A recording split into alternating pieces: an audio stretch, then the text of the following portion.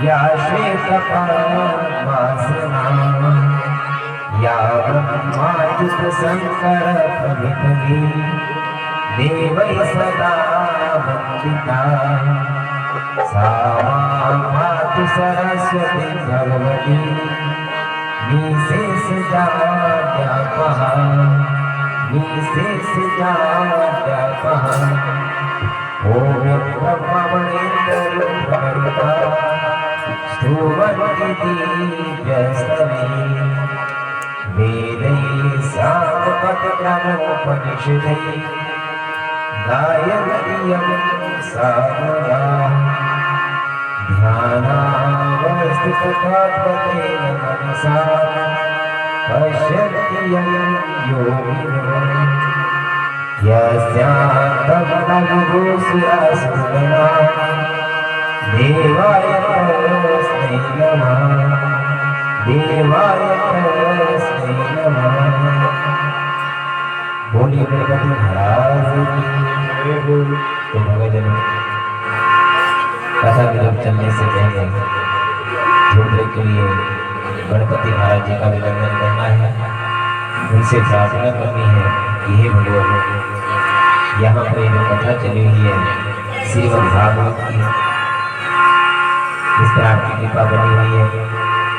अब कल का दिन शेष बचा हुआ है, परसों को भोग पड़ जाएगा, तो भगवान से प्रार्थना करने की है भगवान जो हमारे पिछले दिन बीते इसी तरह अगले दिन भी अच्छी तरह से पूर्ण होने चाहिए, आपकी कृपा रहनी चाहिए। तो उनकी प्रार्थना करेंगे, उनके बोलने के सभी बोले गणपति महाराज की जय।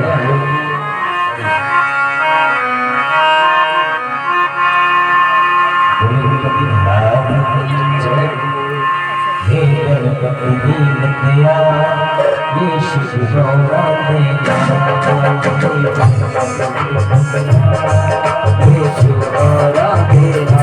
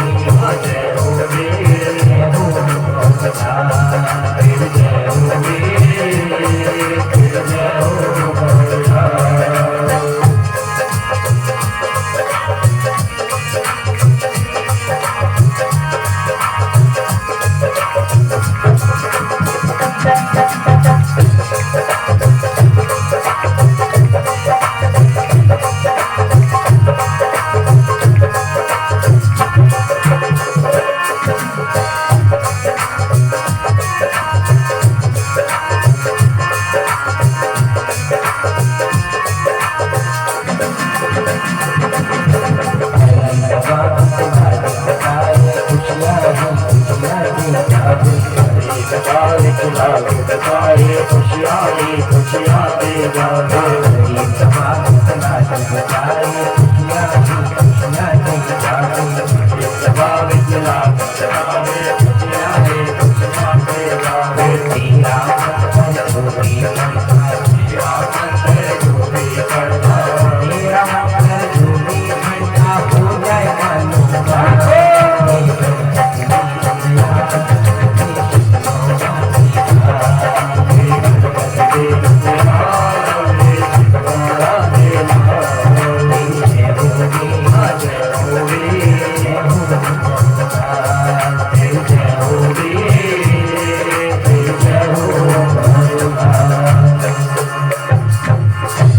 बोली उमापति महादेव की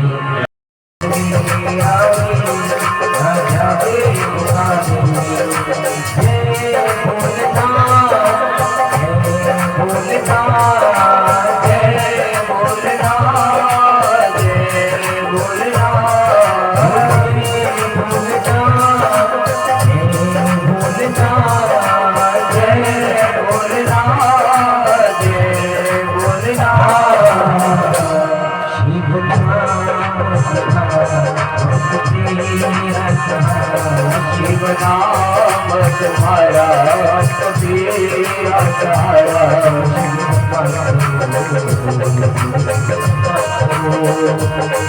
शिव जपा करो शिव जपा करो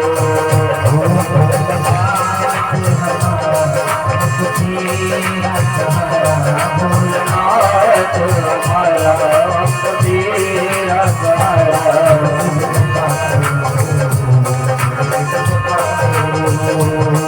शिव जपा करो शिव जपा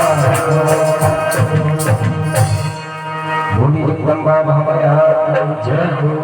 महामाया नैना देवी से प्रार्थना करनी है, ये माँ आपकी कृपा बनी हुई है, ऐसे आपकी कृपा रहनी चाहिए।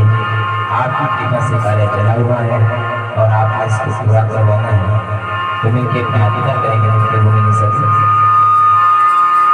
जगदम्बा महामाया जय हो। माँ आपकी दया से सब काम हो रहा है।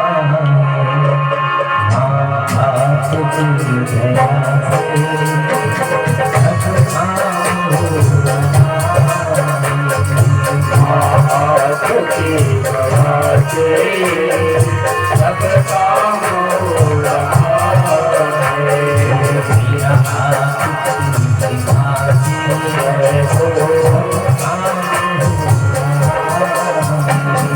मेरा आपकी कृपा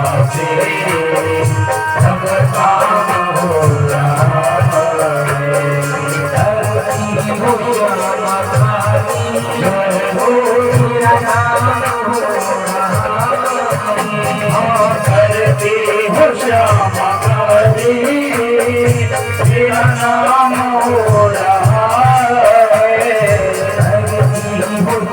जय हो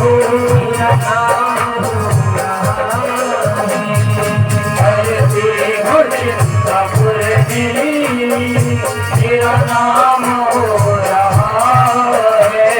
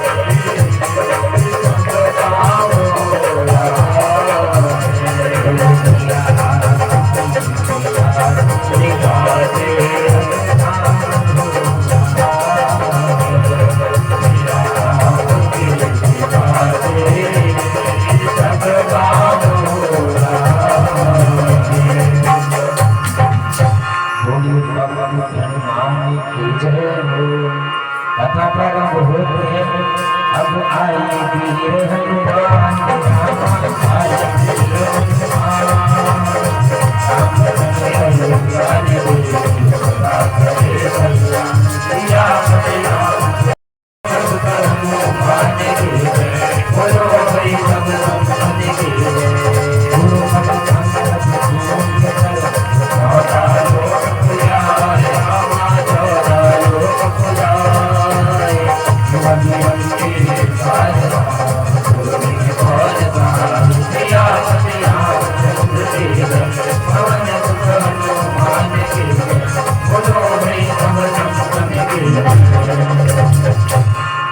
बोलिए सच्चिदानंद भगवान की जय सद्गुरुदेव महाराज की जय जगदम्बा माया की जय परम पूजनीय प्रातः वंदनीय गुरु महाराज जी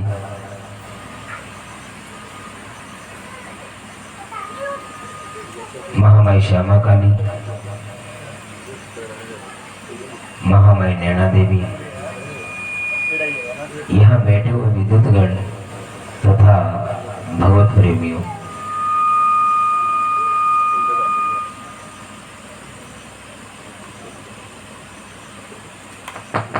आपके यहाँ ये जो कथा चली हुई है श्रीमद् भागवत की, इस कथा को चलो कितने दिन हो गए महाराज?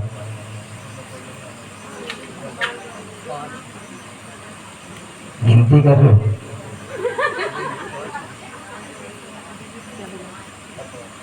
कितने दिन हो गए? पंचम दिवस चल रहा है, अभी हुए नहीं। कल षष्ठम दिवस और परसों पूर्ण भोग पड़ जाएगा। भगवान से प्रार्थना रखने की भगवान जो हमारे 5 दिन बीत गए, अब जो 2 दिन शेष बचे हैं वो भी आपकी कृपा से पूर्ण होने चाहिए, क्योंकि भगवान की सत्ता, भगवान की कृपा रही तभी ये कार्य पूर्ण होते हैं। नहीं तो मनुष्य के हाथ में ये शक्ति नहीं है, ना पावर है किस कार्य को पूर्ण करवा सके। मैंने पहले कहा ऐसे स्थानों पर वही बैठ सकते हैं जिनके भाग्य में आने की अनुमति हो भगवान की, सभी नहीं आ सकते। कितने सारे लोग हैं दुनिया में, है किसी को समय? इतने व्यस्त हैं कि महाराज समय नहीं लगता, इतने बिजी हो गए सुबह शाम। लोग कहते हैं महाराज इतना कार्य है, इतना व्यस्त है हम लोग, पैसा बहुत है हम लोगों के पास, परंतु इतने बिजी हैं हम लोग, इतने व्यस्त हैं जीवन में कि हमें खाने का भी समय नहीं है। बोलते ऐसा क्यों? तो किस लिए कमा रहे हो महाराज? अगर अच्छा खा नहीं सको आप लोग तो किस लिए कमाना? चलो धार्मिक कार्य में लगाओ ना लगाओ वो बात अलग है, परंतु अच्छा तो खाओ। अगर हम अपने जीवन को अच्छा ना बना सके तो हमारी जिंदगी बैल से बत रहे। बैल शाम को घास तो खाता है आराम से, हमने कभी अपने जीवन को देखा नहीं, व्यस्त रहते हैं महाराज दिन रात। आप कार्य करो, भगवान नहीं कहते कि आप कार्य ना करो, परंतु कुछ उस परमात्मा को तो याद करो जिसने हमें संसार में भेजा। इस जीवन में भक्ति का मतलब ये नहीं है कि आप लोग घर बार छोड़ दो, परिवार को छोड़ दो। भक्ति का मतलब है कोई प्रण कर लो आप लोग। जैसे भगवान राम जी ने यहाँ रामचरितमानस में नवदा भक्ति का उपदेश दिया सबरी को, 9 प्रकार की भक्ति बताई गई है भगवान के द्वारा। वो 9 पौड़ियां चलना पड़ेगा आगे। ये जो कर्म कांड आप लोग करते हो ना, ये पहली पौड़ी है, इससे आप आगे नहीं निकल सकते, इस बात का ध्यान रखें। हम जब कोई डिग्री लेते हैं तो ऐसे डिग्री नहीं मिल जाती, हमें स्टेप टू स्टेप चलना पड़ता है। पहली की कक्षा, दूसरी, तीसरी, चौथी, 5वीं, वैसे ये पहली पीढ़ी है कर्मकांड। कर्मकांड से आप भगवान को पा नहीं सकते, इससे पुण्य मिलेगा। हमें भगवान का साक्षात्कार नहीं हो सकता। साक्षात्कार करने के लिए एकांत में बैठना पड़ेगा, उसका चिंतन करना पड़ेगा, उसका मनन करना पड़ेगा, ध्यान लगाना पड़ेगा।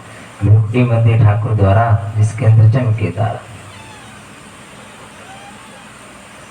यही उस परमात्मा के दर्शन होंगे। हमारी जो आंखें हैं वो संसार को देखती हैं और संसार को देखकर भगवान को नहीं पा सकते। इन आंखों के द्वारा जो दिखाई देता है वो सब कुछ नाशवान होने वाला है, कुछ रहने वाला नहीं है। जो अंतःकरण, हमारे अंतःकरण में जो ज्ञान प्रकट होगा वही हमें आगे लेके जाएगा। अभी पुस्तकें लिखी हैं कि संतों ने लिखी, महात्माओं ने, तो पढ़े लिखे नहीं थे, वो अनपढ़ थे। जितने भी संत हुए सब अनपढ़ थे, वो पढ़े लिखे नहीं थे। तो उन्होंने जब अनुभव किया, जो उन्होंने अनुभव किया उन्होंने लिखा हो, और हम आज आपको सुना रहे हैं। महाराज ध्यान कथा में जो ला रहे हैं वो आपको खिलाया जाएगा, चिंता मत करो आप लोग, ये आपके लिए है, सारा भंडारे के लिए। ध्यान कथा मैंने पहले कहा, मन भटकता है बिल्कुल छोटी छोटी बातों को देखकर, क्योंकि मन को पकड़ना। कहते हैं भजन कैसे करना चाहिए, भजन कैसे होना चाहिए। भजन का मतलब है सुमिरन कैसे करना चाहिए, भगवान का चिंतन। तो कहते हैं मन की तरंग को रोक ले, बस हो गया भजन। मन को रोक लो, सारी बात मन की है। मन भटकता है, कोई आएगा बैठेगा, मन इधर चला जाएगा, आया है इसने क्या पहना है, क्या लेके आए, ये ध्यान रहता है कि नहीं।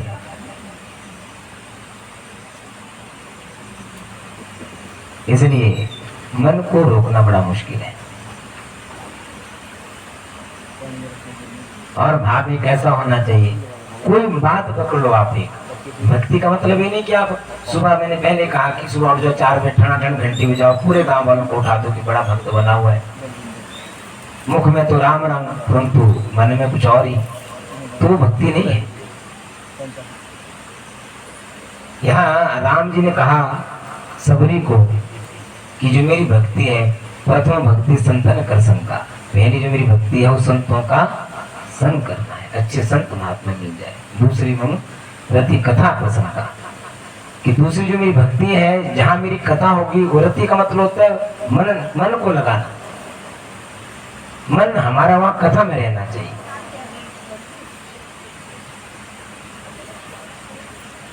ऐसा नहीं कि आप लोग बड़े मंत्र, हमें मंत्र नहीं आते महाराज, हम भगवान को कैसे, ऐसा नहीं है। भगवान को केवल भाव चाहिए।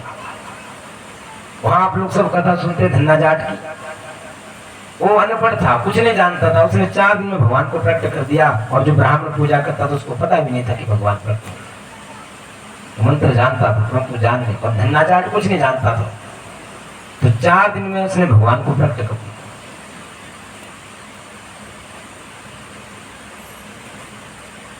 एक प्रण ऐसा लेना चाहिए इन कथाओं से कि हम अपने आप को धीरे धीरे बदलें। एकदम तो नहीं बदल सकते आप लोग, परंतु धीरे धीरे हम अपने आप को बदलने की कोशिश करें। यहाँ देव भागवत में वृत्तांत आता है उतथ्या का। एक बड़ा ही मूर्ख लड़का था, वो ब्राह्मण के घर में उसका जन्म हुआ और गंडमूल क्षेत्र में पैदा हुआ। और इस बात का ध्यान रखना, जो गंडमूल क्षेत्र में जो लड़का पैदा होता है, या तो माता पिता के लिए घाती होगा, या भाई बहन के लिए, या दादा दादी के लिए, या अपने लिए घाती होता है। चरण देखने पड़ते हैं, किस चरण में उसका जन्म हुआ, उस चरण के अनुसार किस किस को घाती है वो। तो तथ्य गंडमूल क्षेत्र में पैदा हुआ तो अपने आप के लिए वो घाती था, मूड जैसा हुआ वो, उसे पूजा पाठ नहीं आती थी। ब्राह्मण के घर में जन्म हुआ, लोग ताने मारते थे उसको, बोला ब्राह्मण के घर में जन्म होकर भी ये अनपढ़ जैसा ही है। अब उसको कुछ आता ही नहीं था। देखेंगे आपने मूड व्यक्ति जैसे होते हैं। अब क्या हुआ कि जब बड़ा हुआ लोग ताने मारते उसके पिताजी को, तो उसने सोचा कि मेरे पिताजी को लोग ताने मारते हैं तो क्यों ना मैं घर बार छोड़ दूं। जब मैं नहीं रहूंगा तो मेरे पिताजी को कोई ताने नहीं मारेगा। तो घर बार छोड़कर चला गया। अब एक जंगल में रहने लगा। उसने विचार किया कि मैं भक्ति करूंगा भगवान की, परंतु करूंगा तो करूंगा, मुझे मंत्र नहीं आते। अब किस तरह भगवान को पाया जाए मैं जानता नहीं हूं। तो उसने एक प्रण कर लिया कि मैं आज के बाद कभी झूठ नहीं बोलूंगा। सत्येंद्र भगवान ने की क्या कहा कि आज के बाद कभी झूठ नहीं बोलूंगा, बस मेरी यही भक्ति है, मुझे ना कोई मंत्र आता है कुछ नहीं। तो उसने प्रण कर लिया और बैठा रहता था, चिंतन लगाए रखता था महामाई का।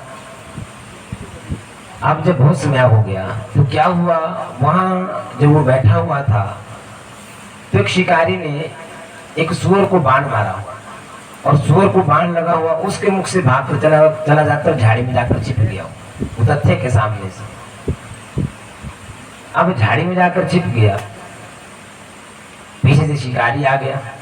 शिकारी ने पूछा, बोला भाई आपने महात्मा जी किसी सूअर को जाते हुए देखा जिसको बाण लगा था? अब वो तथ्य ने विचार किया कि अगर बता देता हूं कि सूअर छिपा हुआ वहां पर तो एक जीव की हत्या होगी, मुझे पाप लगेगा। अगर नहीं बताता हूं तो जो मैंने प्रण लिया है कि मैं कभी झूठ नहीं बोलूंगा वो टूट जाएगा। सत्येंद्र भगवान ने की, अब क्या करूं मैं, धर्म संकट में फंस गया। अगर बोलता हूं तो जीव की हत्या होती है, अगर ना बोलूं तो मेरी जो मैंने प्रण लिया हुआ है कि कभी झूठ नहीं बोलूंगा वो मेरा वचन टूट जाएगा। तो देखो महामाई ने कैसी लोच लगाई इसके बीच। अनपढ़ था वो, मूढ़ था वो, मूर्ख था। तो उसने क्या कहा कि जिन आंखों ने देखा वो बोल नहीं सकती, और जो मुख बोल सकता है उसने देखा ही नहीं। सत्येंद्र भगवान ने की क्या कहा कि जिन आंखों ने देखा वो आंखें बोल नहीं सकती, और जो मुख बोल सकता है उसने देखा ही नहीं। सत्येंद्र भगवान ने की। तो कहते हैं वहां से चला गया शिकारी, बोला कोई पागल जैसा है, क्या बात कर रहा है। और उसने सही बात कही, जिन इंद्रियों ने देखा आंखों ने, वो आंखें बोल नहीं सकती, और जो मुख बोल सकता था उसने देखा ही नहीं। तो कहते हैं जब इतनी बात हुई शिकारी वहां चला गया तो जग जननी जब जगदम्बा वहां प्रकट हो जाती है। सत्येंद्र भगवान ने की, बोला उपत्या मैं तेरे इस वचन से जो तूने प्रण लिया था सत्यता का, तूने आज एक जीव की हत्या होने से भी बचाई और अपना प्रण भी सही रखा। तो उसका नाम फिर सत्यव्रत रखा गया था। और उसने ही इस बीज मंत्र का, महामाई का बीज मंत्र प्रकट किया था, ओम ऐं ह्रीं क्लीं चामुंडाय विच्चे नमः। वो जो एंग उसने बोला था, एंग ए बोला था उसने, और अनुसार लगा उसको, और वो बीज मंत्र महामाई का प्रकट हुआ। तो भक्ति का मतलब ये नहीं कि घर बार छोड़ दो, आप घर का कार्य भी करो।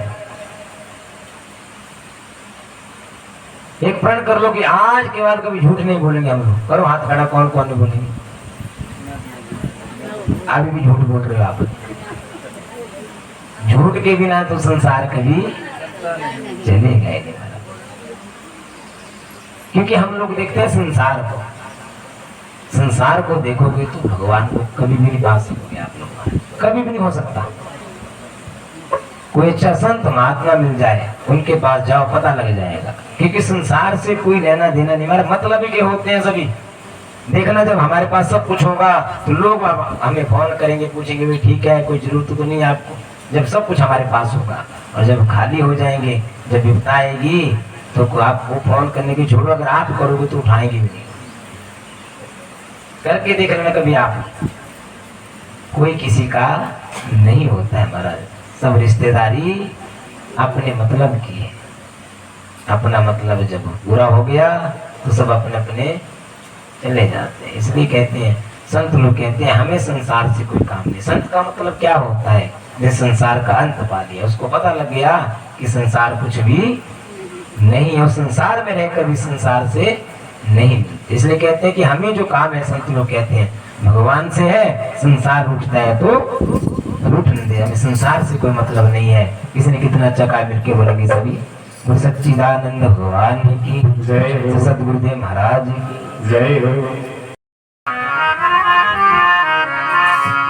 सच्चिदानंद भगवान की जय हो। जी है हाँ ईश्वर श्री जगत